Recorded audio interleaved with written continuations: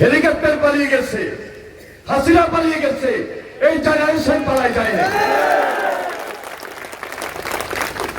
এরা আমাদের মনোবল, এরা আমাদের সাহস, এরাই আগামী দিনে বাংলাদেশকে নেতৃত্ব দেবে।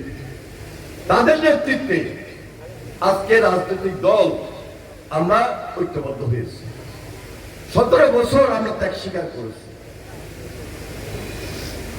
অনেক সাধারণ মানুষ আমাদের সঙ্গে, অনেক নেতা কর্মী সমর্থক, যে যে রাজনীতি করি না কেন, কেউ না কেউ আমাদেরকে আর্থিকভাবে সহযোগিতা করেছিল, বিভিন্নভাবে তারা সহযোগিতা করেছে।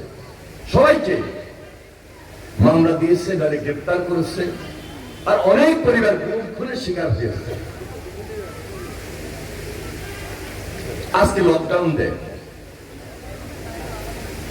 স্বাধীনতার পর এরা দুর্নীতি, দুর্বৃত্তায়ন, দুঃশাসন করেছে।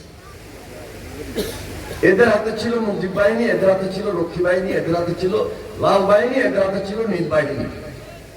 এই প্রজন্ম সেদিন দেখে নাই, কিন্তু তারা এখন আপনার চেয়ে আমার চেয়ে বেশি জানে। কেন জানে? এই মোবাইলে সব আছে। এই মোবাইলের ভিতরে পুরো পৃথিবীর চ্যাটজিপিটিতে যান, ইউটিউবে যান, ফেসবুকে যান, ইনস্টাগ্রামে যান,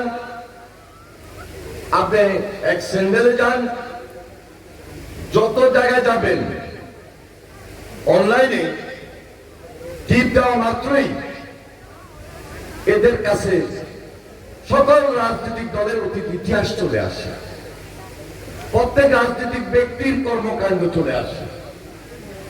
আমার অ্যাক্টিভিস্টটা কি, দিগন্ত পত্রিকা অতীতে কি কাজ করেছে, আর এখন দিগন্ত পত্রিকা কি কাজ করছে।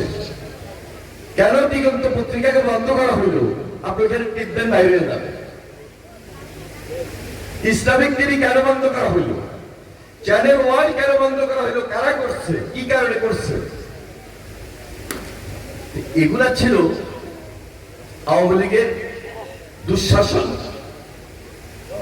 শুধু দুঃশাসন করেই তো বসে থাকে নাই, হাজার হাজার লক্ষ লক্ষ কোটি কোটি টাকা পাচার করে আজকে ব্যাংকগুলোকে বসিয়ে দিয়েছে।